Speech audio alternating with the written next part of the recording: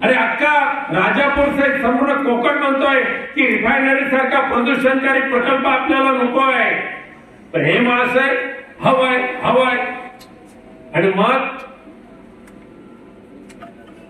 सांगा, त्या रिफायनरीला पाठिंबा देत असताना राजन साळवी तुम्हाला कोकणवासियांचं भलं वाटत होतं की त्या ज्या परप्रांतीय भूमाफियांनी जी जमिनी घेतल्या होत्या त्या जमिनीच्या दलाली घेण्यामध्ये तुमचा जास्त रस होता, हे सांगा तुम्ही झुतपापेश्वरच्या पायावर हात ठेवून.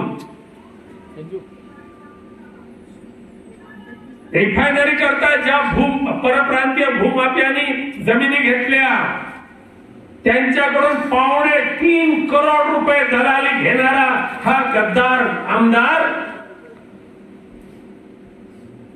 3.25 कोटी रुपये दलाली मंजूर करून देतो आणि अख्ख्या राजापूर जिल्ह्यात तालुक्यातल्या सगळ्या ग्रामपंचायतीचे ठराव नेले